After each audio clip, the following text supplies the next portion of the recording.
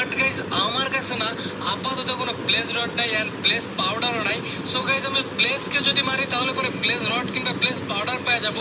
তবে গাইজ এই বোতলগুলোকে না আগে ভরে ফেলে দিই পানি দিয়ে, দেখা যাক আসলে এটা কাজ করতেছে কিনা। অ্যান্ড আরও কয়েকটা বোতল পেয়ে যাব যেগুলো আমি ইজিলি গাইজ আমি এখানে পোষণ বানাইতে হেল্প করবে আমাকে। আর আমার হেলথের অবস্থা মনে হয় খারাপ, তো একটু খাওয়া দাওয়ার খাই নেওয়া যাক, তাহলে হেলথ একটু বাইরে যাবে অ্যান্ড আমি দ্রুত চলাফেরা করতে পারবো। ওকে, আর এই দিকে দেখো গাইজ কত সুন্দর হয়ে গেছে। আর আমি যে চেঞ্জেস গুলো নিয়ে আসছি তার ভিতরে গাইজ প্রধানত আমি মানে ভিলেজারদেরকে তো জমিটা দিয়ে দিচ্ছি, বাট দুইটা মাত্র ভিলেজার যারা আমার জমিতে চাষাবাদ করতেছে। তবে গাইজ করতেছে তো, তাই না? আস্তে আস্তে মেবি গাইজ অনেক মানুষজন হয়ে যাবে অ্যান্ড অনেক ভিলেজারও চলে আসবে। সো গাইজ ওরা আমার জমিটা চাষাবাদ করুক অ্যান্ড দেখতেও সুন্দর লাগবে। আর আমি এখানে লাইট দিয়ে দিছি যাতে করে এখানে কোনো জম্বি হাম্বি না থাকে। আর আমি আমার আয়রন ফার্মটাকেও ঠিকঠাক করছি। আর এখন এখানে না রেগুলার আয়রন প্রোডাকশন করতেছে। তবে গাইজ দুইটা বুঝতে পারতেছো, দুইটা জম্বিতে আর কত আয়রন থাকবে, মানে মাত্র কয়েকটা আয়রন। আর বুঝতে পারছি না এইখান থেকে পপি কোত্থেকে বেরোচ্ছে, মানে এই যে দেখো বলতে বলতে একটা আয়রন গুলো পড়ে গেল। তো এইটা ঠিক করা অনেক ঝামেলার ছিল, ওই জন্য আমি আগে ঠিক করে ফেলছি অ্যান্ড এটা নিয়ে আর বেশি কথা না বাড়াই। তো আমি যেটা করতে যাচ্ছিলাম সেইটা হচ্ছে আমি বোতলগুলোকে না পানি ভরবো। দেখা যাক আমি যেমনটা দেখলাম ওই রকমটা করে মানে পানিগুলোকে ভরতে পারি কিনা। সো চলো, সো আমাদের সেই আবারও এপিপি মোডে সুইচ করা যাক। আর মেবি গাইস পানি ভরা যাবে। তবে ইয়ার পানি ভরা তো দূরে থাকে, আমার জুতাটাকে খুলতে হবে। জুতা না খুললে না আমি পানি ভরতে পারবো না। আর এটাকে নিয়ে নেওয়া যাক।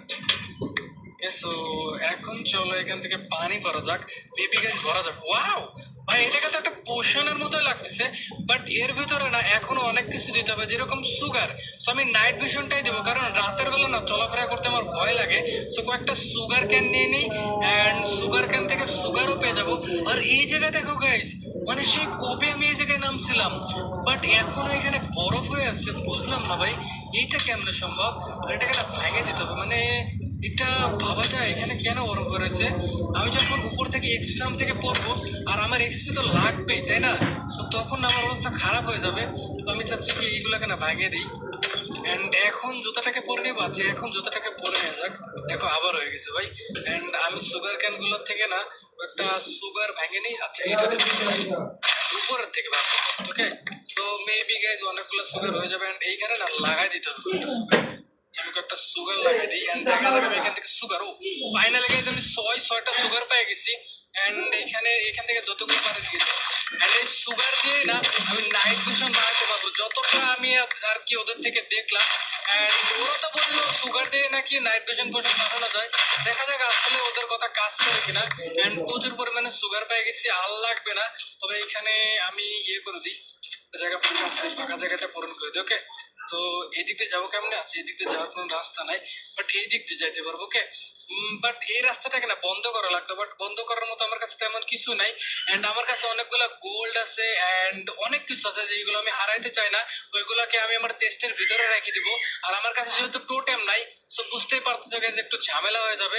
আর আমি ভাবতাম যে বিউরিং স্ট্যাং দিয়ে কি না কি করে, বাট বিউরিং স্ট্যাং দিয়ে যে নাইট ভিশন পোশন বানানো যায় আমি এটা জানতামই না ভাই। জানলে পরে অনেক আগে থেকে এটা বানানোর ট্রাই করতাম।